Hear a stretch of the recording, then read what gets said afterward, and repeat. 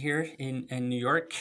We have another guest on Piping Talks today. It's Andrea Boyd. She's a bagpiper from Canada, based in Ottawa, if I'm not mistaken.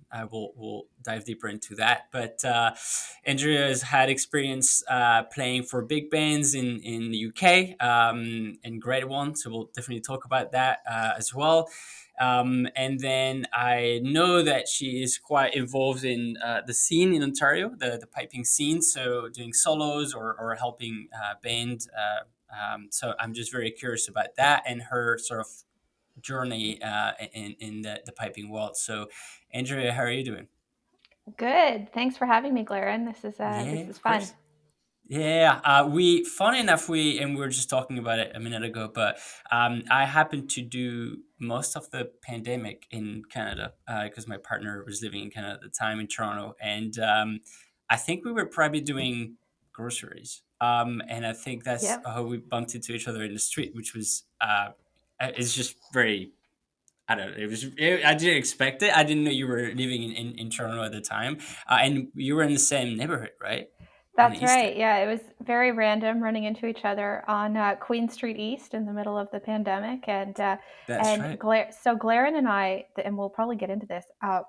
Used to play in the same band. We're both Boghall alumni. So I haven't seen Glaren in a number of years, and then we just bump into each other in the street in Toronto, and neither of us knew we were in Toronto and in the middle of a I pandemic. know. So it was Yeah, fun. that was crazy. Yeah, and you used to see someone in like a sort of a setting which is like pipe band or any uniform, and then all of a sudden it's like, oh wow, like it was, yeah, very interesting. And you were living in Toronto for a few years, right, at that time.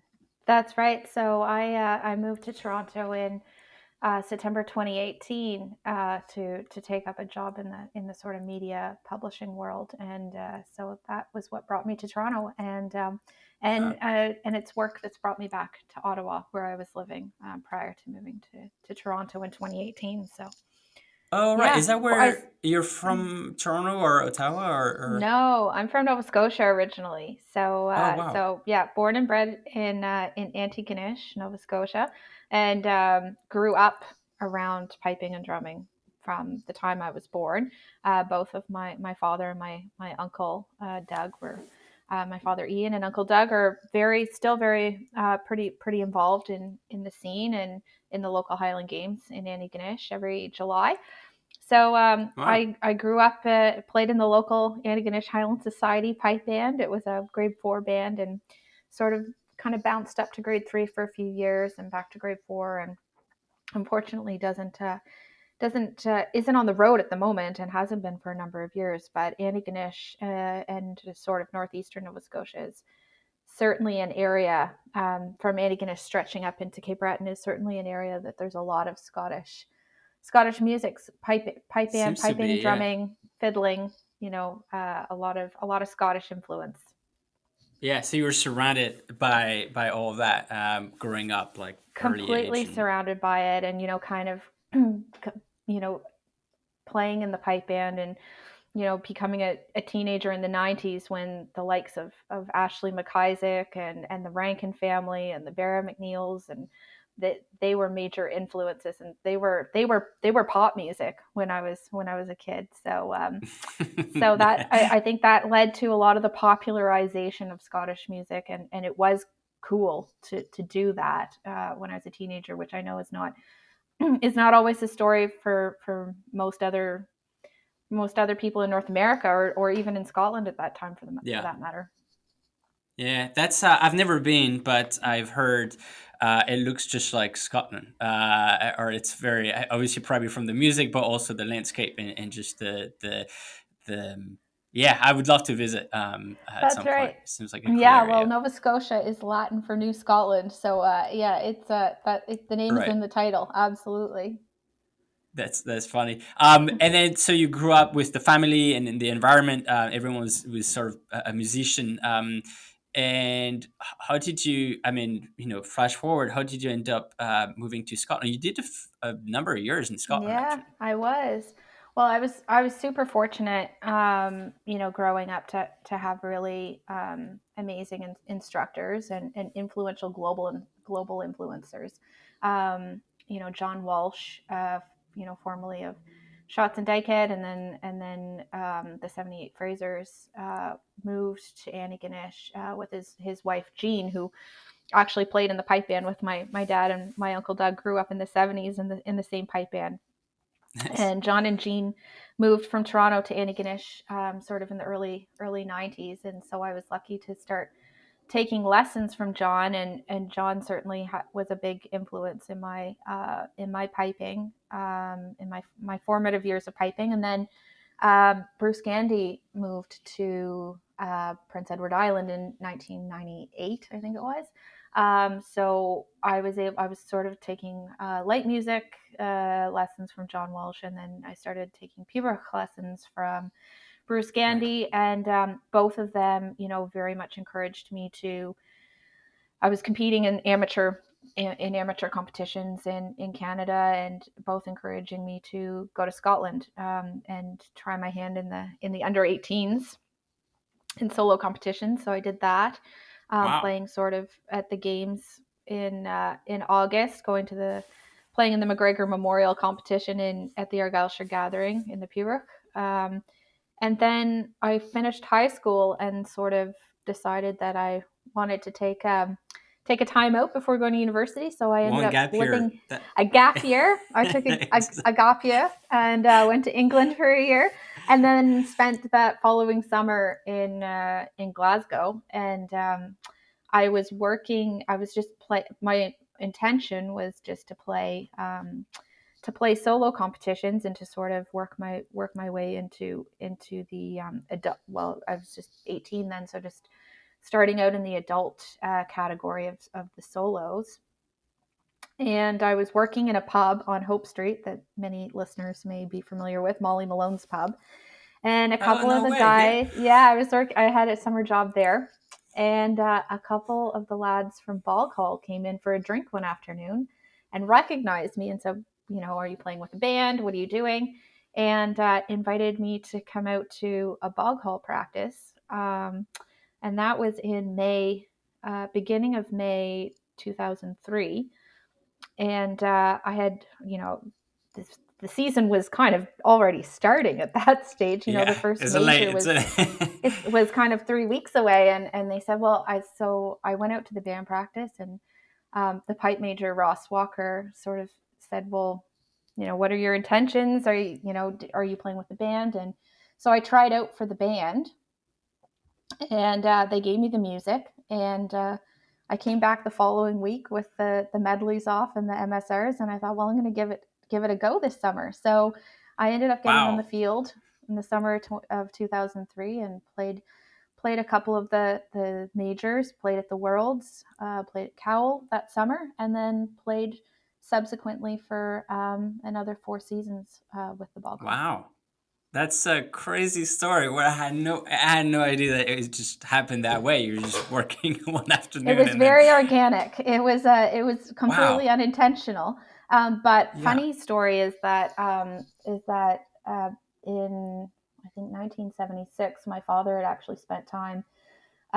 He was, as I mentioned, he was a drummer in this, in the local band, the Antigonish Legion band. But he spent time with Gordon Brown's father and mother, with Tom and Tom. Isabel, and stayed with them for a couple weeks Is that in the right? summer of 1976. So he had always been a major Boghall fan and a Right. major fan of the Boghall band and their drumming. So I think he was pretty pleased when I joined When that Boghall. happened. For a drummer, Absolutely. I mean, obviously, I'm a drummer, and my dad is exactly that. He had lessons with Tom and Gordon, and he, I guess because the style is so distinct that, and once you meet the people too, like Tom and Gordon's just lovely people, that it's like this is who I really enjoy, and it's so funny. Your dad was probably just very happy that it just happened that it was Bogle. Absolutely, and you're right. There's such the Browns are, it's such a family feel, the band between, the Walkers and the Browns, when I Yeah. joined. And of course now the band is evolving now, but it's still very much, it's a family band, I feel. Yeah. Do you remember who those people were? Like at the pub on this afternoon? Yeah, it was the McComishes, actually. It was Paul and Brian Oh, McComish. And then Stevie McQuillan was living in Glasgow at the time, so right. they were sort of my lifts from Glasgow, through to where do we used to play, uh, Whitburn. in Whitburn, yeah. And we Yeah, ended it up was a practicing, I think, school. in the school in Bathgate then too. And it's going changed a bit, but that's so funny because both Stevie McQuillan and Brian were also my lift going to band practice from Glasgow. So I think that took a lot of foreigners. Actually, funny enough, Stephen McQuillan was in New York a few weeks ago, and he was laughing about this one time he drove two band practice from Glasgow, and I was in the car. So being French, we had a tenor drummer, Robert, from the Netherlands, and we had someone called Mike, a tenor drummer from Germany, in the car, and we were just driving to band practice, and he was like, "I'm just the European flying driver to band practice," which was quite a funny time. Yeah, yeah, that is funny. And actually, another person that was in the band that summer and in Glasgow at the time was Stevie McGarity. And Stevie's originally from Northern Ireland, and but he's back he's in California now, and he's Yep. a reed maker, and was making reeds with Ross Reeds McGarity reeds now. But so he was also part of the fabric in Boghall in that summer of 2003. Makes it more fun, right? When you have like people you can travel to band practice and or they're in Glasgow and hang out. Absolutely, there was definitely a strong Glasgow contingent Yeah, back yeah, then. yeah. And Brian is such a fun person to hang out with. So that's crazy story. I know. So you stayed 4 years with Boghall. So what actually Hmm. ended up? You were thinking it would be just 1 year. I'm going to do solos and experience kind of life in the UK, and you ended up staying Exactly. for more than 5 years.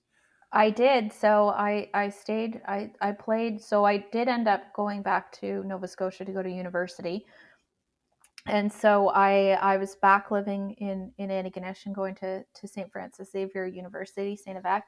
But the 4 summers of university, I returned to Glasgow to play with the ball call.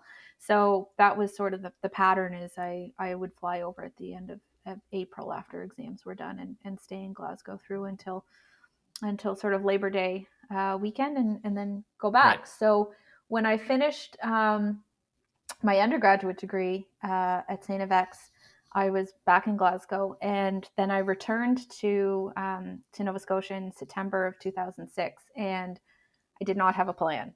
I kind of started looking. I went to Halifax, and I was sort of looking for a job, and I had graduated with a degree in political science, and I really didn't know what I wanted to do with it, and I didn't feel settled in Nova Scotia. I really wanted to be in Glasgow and back in the UK, but I was kind of out of visa options because I'd been traveling on Right. student visas and working holiday maker visas, and those had all expired. Those opportunities had all expired. So I happened to be up in Halifax, and I'd kind of gone to a couple of job interviews and wasn't panning out. And I walked into Travel Cuts on Barrington Street. And Travel Cuts used to be, I don't know if it even still exists, but it was a student travel agency. And you could go in there and they would book but this is back in the day before, when people still use travel agencies to book your flights to go places. Some people I may mean, use that's it where still, they, but they may still do that. yeah. But I'm thinking, oh God, this makes me sound really old, but that was less than uh, 20 years ago. And I walked into the Travel Cuts, and I said, you know, are there any visa options for me to go back to the UK? I want to play and in the band. and I want to play in the band. I just want to play bagpipes. And the woman said, no, there aren't any. I think you've expired all your opportunities for the United Kingdom. but you could get a 1-year visa to go to Ireland. And I said, oh, Really? great, sign me up. So literally that afternoon, I put in an application for a 1-year work visa to go to the Republic of Ireland. And it got processed, and I received it, and I booked a flight to go to Dublin. And I had no plan. I just thought, you know what, This that's is it. close 1 enough. year. It's close enough to Scotland. And so the only person that I knew that was sort of living in Ireland was the Tully family. And so I sent a message to Alan Tully, and I said, I'm moving to Dublin. I don't know where to live. Can you recommend a neighborhood in the city where I could look for a flat? And he wrote me back and he said, yeah, for sure. You know, here's some neighborhoods. And then I received an email from Terry and his wife Eileen, and they said, when do you arrive? We'll pick you up at the airport. You can stay at our house until you get settled. That is so nice. And well, I never moved out. So I arrived at the beginning of November in Dublin Airport. Eileen picked me up at the airport. We went to their house in Leixlip, which was probably about 20 minutes from the airport, just outside of Dublin, Leixlip in County Kildare. And I ended up staying in a spare room in their house for 8 months. What a story. That is epic. Yeah. That's pipe band at its best. That's pipe band. Yeah. Yeah. That is exactly that. Wow. So at that time, this was November 2006, and I was still a member of Boghall. And but Terry and Eileen were sort of running a halfway house for kind of wayward pipers that happened to end up in Dublin, either for school or for work. And so there was actually a couple other lads in the band that were living in their house at that time. So they were, you know, it was. I ended up renting a room, and so kind of by the end of November, you know, the you know, at the kitchen table, the music for the band was, you know, kind of sitting on the table. It was getting closer and closer.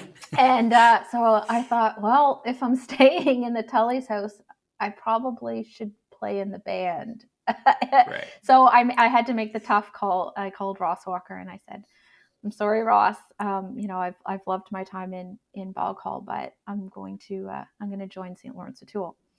So I joined St. Laurence and stayed with the band. That was my first season, the summer of 2007. And then I was in Ireland for a year, and I was working in an office for the year.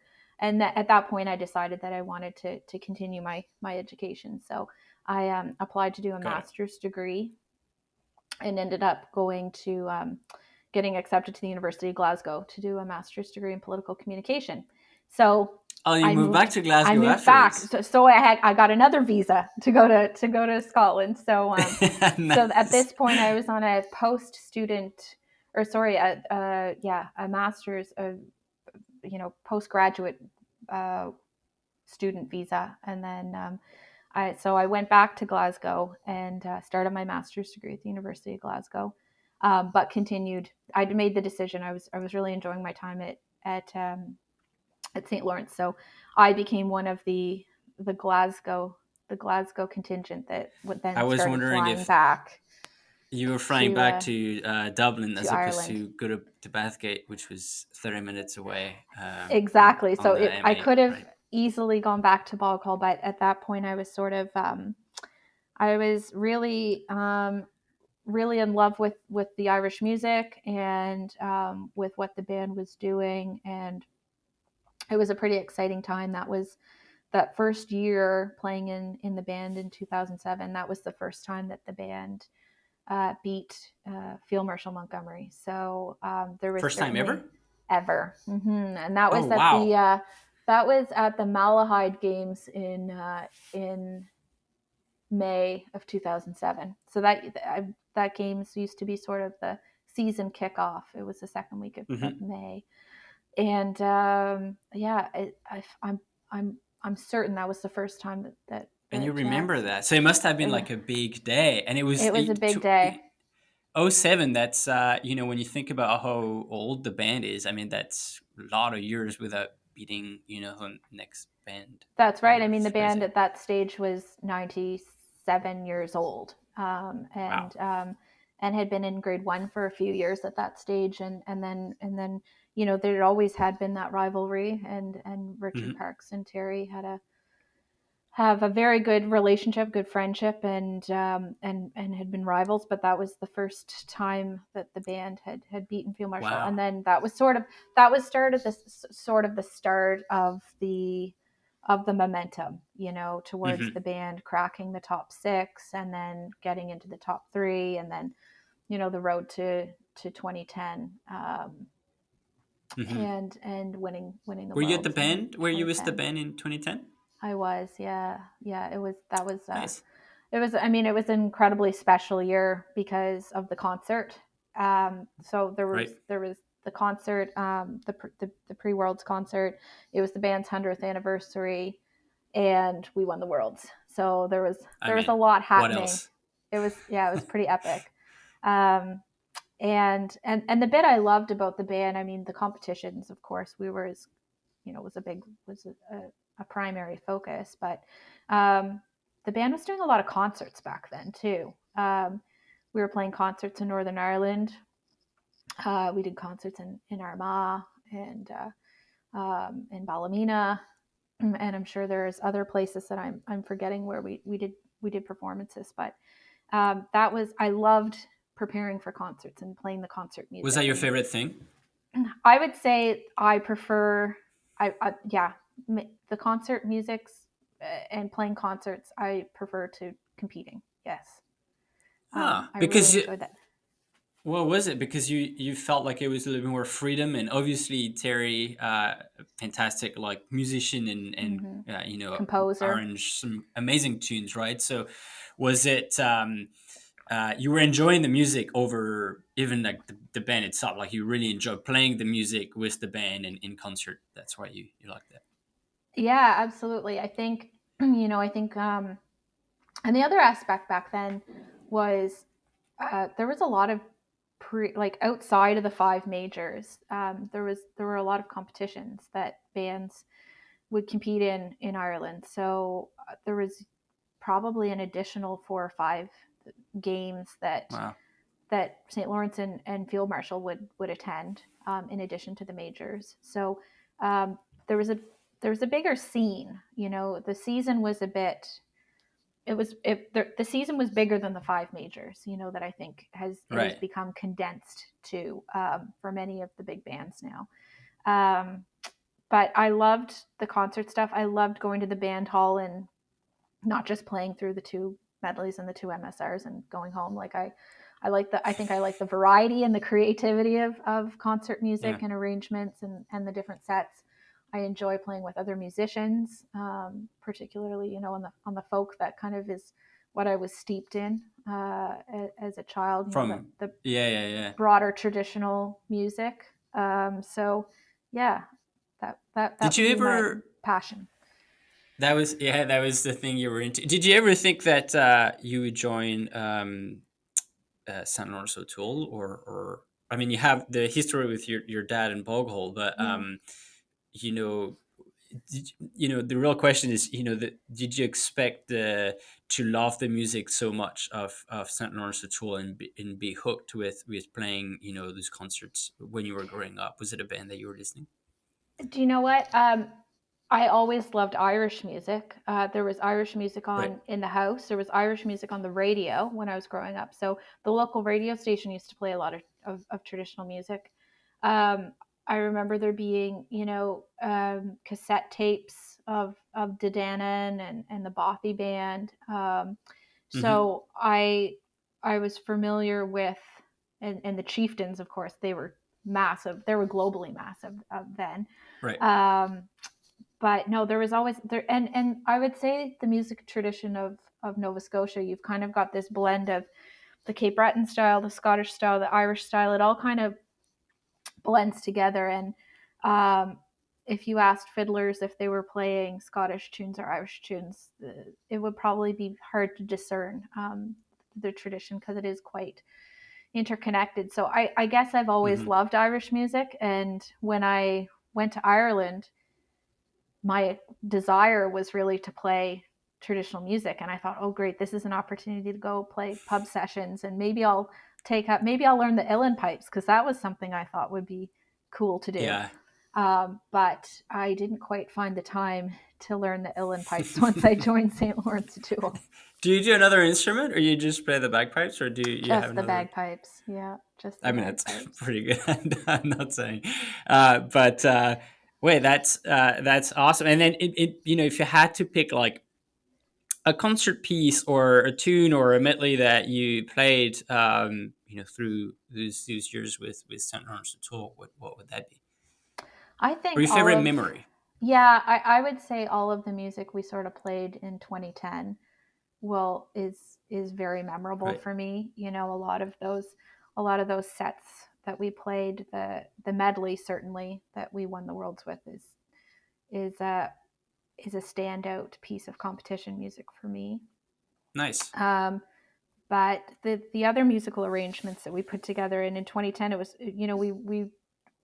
we wove in other musical traditions. So, we did have we had a set where we played with bombards, and we had what we called our Breton set.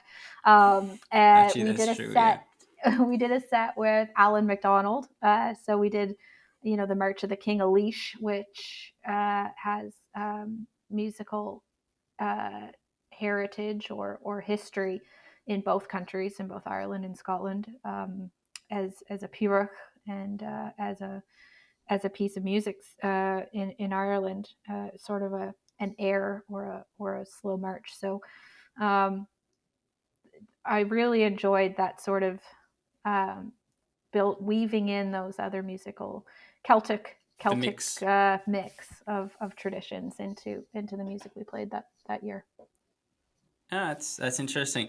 Now, real question is the sort of the pub session better in Glasgow or in Dublin? Do you know that is a tricky question for me to answer That's because a I tough question, I know. actually didn't end up going to pub sessions in Dublin very often, but I did end up spending a lot of time in Achill Island in County Mayo, which is where Terry and Eileen built a house on the island. So it's the most westerly point of Ireland, and it's an island off the County Mayo at the sort of the northwest top, and there's a lot of traditional music and music sessions there, and there's a few lads that play in the current band in St. Lawrence now that are from that island. So Nice. had some had some fabulous all nighter sessions I with imagine, yeah, lock and ins that's in the like pubs down there. traditional. That is very traditional. Yeah, that was Yeah. traditional Irish session. So lots of great music there, and then of course in Glasgow, the old sessions at the Ben Nevis and Yeah. the Isla Bar and the Park Bar and all of that. Yeah. So Yeah. Yeah. I think The park very bar. very tough to choose a favorite. I know. I know. Was it challenging, like being a flying sort of player, because you did, you stayed a couple of years in Glasgow. You played with the band, so you had like the winter season, Mm-hmm. the hard work during the winter, and then you were flying in from Canada, and then when you were playing with O'Toole, you were also living in Glasgow and flying in. So you actually turned out that you did half and half, where you did a year where you were based where the band was. Um, was it challenging, like in 2010, for example? I imagine with the concert, so much piece of music that you need to Mm-hmm. to learn and play with the band, and also the two MSRs and melees and stuff. How, like, looking back at it, like, what was kind of the challenges that you had to kind of integrate with the band and stuff? Definitely, I think it doesn't matter how skilled a player you are. I think being a fly-in player is challenging, Hmm. both from a playing perspective and a cultural perspective. Pipe bands are families, and so you know, being together and being part of the social the social fabric, I think, is really important to a band. And I think this pipe bands that we see that are successful in competition are, have a very good social culture, and the players all like each other and get on and enjoy each other's company. I think that certainly leads to the success, not just ability. When I joined Boghall, I was flying in sort of at the end of April, and then it was very beneficial to be able to go to 2 weeknight practices a week. So the band was playing on Monday and Thursday. So there was certainly an intensity of practice through the summer months that was, I think, necessary. You're probably I was enjoying. I'm just laughing because I was flying in too, and I was enjoying those two night practices, because it was like, first night you try to get locked in, second night you're like getting more confident, and you got the competition on Saturday, right? But for someone that is there all year long, 2 week practices, 2 days a week practice is quite a lot. So what, you're probably right, and I've never been on the other end of that, so they're probably thinking, oh, we have to do all this work for all these Tuesdays, foreigners Thursday, that are flying in, right? And then I think St. Laurence, having it is a unique musical style, and what Terry was trying to achieve musically was very distinct, I would say, from what I had experienced in Boghall and the Scottish style of not just medley playing, but march playing, medley, MSR playing. And so I think being in the house and being at regular band practices for my first year of St. Laurence certainly enabled me to understand the musical style and to dial into that. And I think it would be challenging if I hadn't spent that time sort of immersed in it for the year. I think just flying in without that experience would be challenging to really to gel and pick up that style with the band. So yeah, I imagine. But yeah, I mean, the summer of 2010, I distinctly remember it was an intense year between concerts and the worlds and competitions. I booked 13 flights from Glasgow to Ireland. That was a big investment of time and money, at that stage. Yeah. And we used to fly into, not just, sometimes we would fly into Dublin, but often we would fly into Belfast, because there were more flight routes with Flybe or with EasyJet. So we'd fly into Belfast International often on EasyJet, and there was sort of there was the early Saturday morning crowd of both Field Marshal and St. Lawrence players all getting on that first flight, that first EasyJet flight on a Saturday morning. And so there'd usually be about a dozen of us at the airport, all sort of bleary-eyed at sort of 6 in the morning, getting on that plane. And so there was a great camaraderie then between the two bands as well. Right, because FM has still has a team has in a sizable contingent, in Glasgow. Now it's quite a decent size. Yeah, that's right. That is so funny that you just show up and have other people from other bands kind of on the same flight. That's it just good camaraderie in between bands. Fun. Absolutely, and I think the players that were on the traveling, we're always often traveling on the same schedule. And one particular year I remember, and I can't even remember what year this was. I'm sure our listeners can remind me. But it was the summer of the ash cloud. Do you remember when the volcano erupted in Iceland, and there was this giant ash cloud?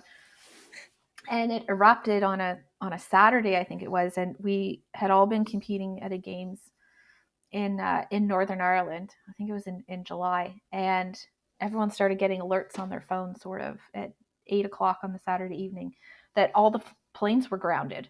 So we were contacted. So I was staying with Davey, myself and Gareth Rudolph were staying with Davey Chesney at the time that evening in Northern Ireland. And so we were trying to coordinate with other guys that were over from Field Marshal that had to get back to Glasgow. We're thinking, how are we going to get back to Glasgow? So we were all scrambling to get booked on the ferry. So we ended up all being able to walk onto the ferry on the Sunday and getting the train. We got the train back then to Glasgow from there. So Yeah, there was Nice. also some travel challenges over the years. Yeah, yeah. But it's again pipe band at its best, right? Where you have people from different bands just in the same position having to head home to Glasgow. But you probably had a gold status at that point with With Flybe EasyJet, or EasyJet. not sure. They probably don't do EasyJet it, but 2 status. now you're like, I wish I had like I wish points I and had everything status listed. with EasyJet or Ryanair. Um, Yeah, that would be super handy. I see the time, and I'm I mindful know. about your own time, but flash forward to now. So recently, you obviously you back to Canada. You moved back to Ottawa. You just mentioned, and you've got a new gig as a pipe major of a I, band. I do. I do. So yeah, so I had a great time, over in the UK and playing in bands there. And um, latterly, the last sort of 3 years that I was in Glasgow, I was working at the National Piping Centre. So All right. really enjoyed working there and working on the Piping Live Festival and working with the National Youth Pipe Band of Scotland. But in 2012, I sort of decided it was time to make the move back to Canada. And it's actually 10 years next week that I returned to Canada. So time Oh flies. wow. I've been back in Ontario for 10 years. And so I moved to Ottawa because my background was politics and communications, and Ottawa is the national capital of Canada. So I thought, For right, those that don't know, yep. I'll go work on Parliament Hill. I'll work in politics. And that didn't exactly pan out. I moved to Ottawa with that design, but I ended up staying working in the cultural sector. So I ended up with All a right. job at the Canadian Museum of Nature, which is our national natural history museum. So I was there doing sponsorship development for exhibitions and programs. So kind of similar work to what I'd been doing in piping at the Piping Center and with Piping Live. So Mm-hmm. I was working at the museum for a number of years. I was playing with the Ottawa Police Services Pipe Band. So there was there is, and there has been a great piping scene in Ottawa and in Eastern Ontario for decades. So that was also part of the attraction. People are very familiar with, I think, with the piping scene in Toronto and with the Greater Toronto Mm-hmm. area, but there's this pretty strong scene in Eastern Ontario as well. And just to give people a sense of geography, the distance between sort of Toronto and Ottawa is about 450 kilometers to the northeast of It's Toronto. 4 hours, So right? it's about a Drive. 4 hour drive. Absolutely. Um, so I joined the band, and it was a great grade two band. We kind of won the North American Championships in grade two, moved up to grade There we one, go. played at the Worlds in grade one Nice. in 2016. Um, Were you and pipe major? then I was not. No, Andrew Hayes was the pipe major All right. at the time, and Jacob Dickers currently the pipe major of the Ottawa Police Services Pipe Band. But I think a story that happens to many successful grade two bands is you get elevated to grade one, and it's hard to maintain to improve the standard and to maintain the players when you are in Mm-hmm. an area that perhaps doesn't have a large pool of players, or that's not feeding. There's not enough new players coming that are learning and coming through the program. So the band's time in grade one was short lived, and they're in grade two. They're back in grade two now, and good grade Okay, two they're band. back competing, and That's right. Yeah. So, and like everyone, hiatus through the pandemic, but they were back on the field this past summer. And nice. so, so during my time in Toronto, I didn't really play in bands. And most of my time in Toronto was through the pandemic. So, didn't Right. do a lot of piping in Toronto. Um, did some solos, and I kind of went out and helped out teaching with the Ryan Russell Memorial Pipe Band for one winter. But now I am back. Work took me to Toronto for a period of time, working at the Walrus, which is a magazine and puts on sort of TED Talk type events called the Walrus Talks. So I did that Ah, for a few nice. years, and now I'm back in What a name. back the Walrus, exactly. Um, yeah, and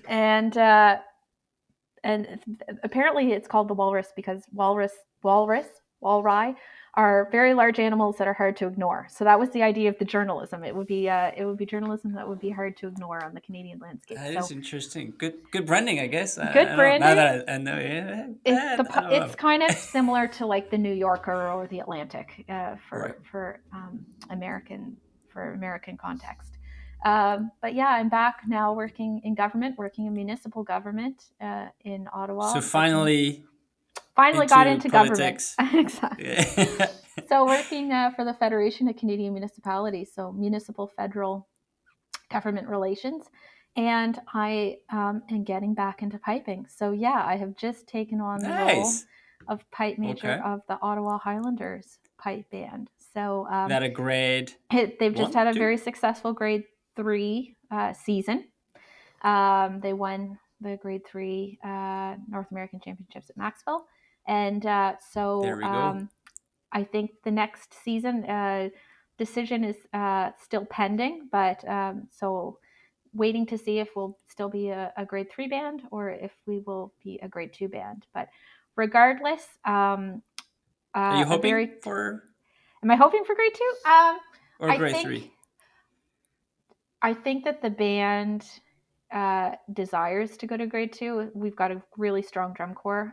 Mark Passmore is the lead drummer and has a lot of experienced players in his core, players that have played at the grade one level and grade two level and Hmm. are comfortable at that standard. So they're certainly prepared. The pipe core has a lot of talent as well, and so I think with a little bit of work and a bit of a plan, I think there's potential definitely to improve and develop Nice. and raise to the standard of grade two. So, Are you but excited? I'm super excited. I've never been a pipe major. I'm also terrified. What have I just done? What am I taking on? Where Um, did I just start? because I think any pipe major listening to this knows that the music is a piece over here, and Hmm. it's really about working with people and Managing. managing people and managing situations and um, and I think the brilliant thing about pipe bands is that they really are families and they get you through some of life's greatest moments and biggest challenges. And I think a good pipe band is like a family that sees people through all of life's events. So I am really looking forward to working with this group of people. I have many friends in the band Nice. That helps. that have been lifelong friends, and that will help. And yeah, looking forward to the music. And again, I go back to the concert thing. I keep thinking about, okay, yeah, we're gonna do competitions, but what are we gonna do for in For a terms of concert. performance and concerts? And let's make some music. So excited about it. Yeah, that's awesome. I love been talking to different people, and I'm always again, like I was telling you, I'm intrigued with what's the personality and like what those people actually enjoy in pipe bands or music in general, bagpipes. And I was talking to Matt McIsaac the other Mm-hmm. day, and again, someone that I had never met in person, and I was surprised and in a good way. He was like, "Yeah, one other thing I love about listening to medleys is harmonies. One of the first thing I pay attention to is harmonies." And most people would be like, "I'm enjoying, the last reel was awesome, or the jigs were sweet." And then same to you, it's like you're like, yeah, competition is great. Medleys and MSRs are great, but the concert and putting a concert together and playing with other instruments, and seeing this come to life is really what excites you, I guess. And that's awesome. That's unique, Exactly. different. Yeah, absolutely. And yeah, and the musical style. So I haven't, this is going to be my first year um, putting together music. I mean, I have been fortunate in my solo piping to, and especially during my time in Scotland, I did get asked to perform recitals and do solo recitals for different piping societies around Scotland and Ireland and England. So I guess I'll have to kind of call on that sort of background and experience. Like, how do you put together a recital? I suppose putting together music for a band will Medley. be that sort of similar, looking for the variety of styles and traditions and formats and time signatures and genres. So looking forward to it. Idioms of music. What would be your inspiration? Would it be more Boghall, Scotland, or would it be more St. Laurence O'Toole, like Irish style, or do you think that you want a mix of all of it? Do you know, that's a great question. I actually don't listen to a lot of pipe band music. Oh, When come I'm on, I think, know you do. I love pipe bands, but I don't sit and listen to pipe bands in the house. I listen to a lot of traditional radio programs. I listen to BBC Radio Scotland. I listen to Traveling Folk. I listen to BBC Alapa, Callum Cule program, which is a Gaelic program, and Cronlua is on Radio Nagal. I've listened to TG Cahir and listened to Radio Ulster. So I Wow, you listen really to. miss Scotland and Ireland. You know what, the Google plays play. I have BBC Radio Scotland on quite often in the house. Is it Um, because of the accent? You want to hear the Scottish accent again in the morning to get you. exactly. What hear the traffic report, what's going on the M8. Exactly. So you think your style would be because you're not listening to, which is great. It's like, they say don't look at, what the competition is doing, look at what's outside to get inspiration from. So And I would say I draw a lot of inspiration from the more traditional music. So whether it be Irish or Scottish or Cape Breton styles, I would say I'm a traditionalist. Absolutely, I love listening to traditional music, but I like the modern arrangements. So I love listening to what other what folk bands are doing to push the boundaries of traditional music, um, and song too. And you've got really bands like Nightworks that are really taking Gaelic song and turning it into to club music, or Talisk, or right, great band.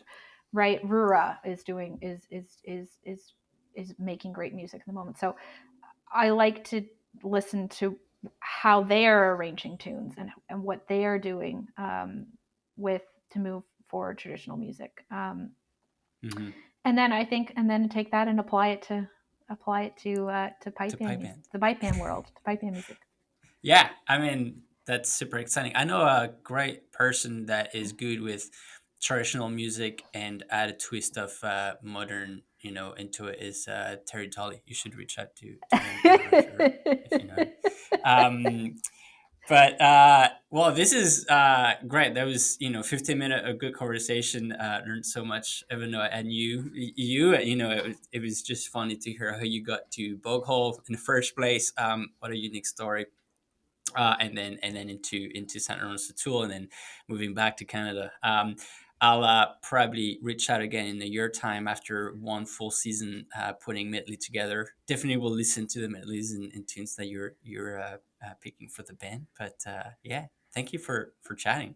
Well, thanks so much for inviting me to be on Piping Talks, Claire. And it's been really fun Yeah, that the time has flown. And we'll have to add New York trad sessions to the list to compare I against know. Dublin and Glasgow.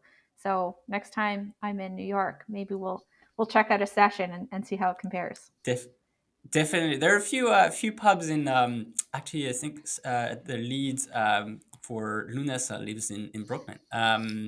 Yep, Funny enough, I've never actually reached out or met him in person, but I know there are a few pubs that have like sessions on a Monday night or Tuesday night, so we that's should go. right. Next time, hit me up. We'll Next go. We'll time. listen to some bands. Well, thanks Sounds so much, good. Claire. Of Right. course.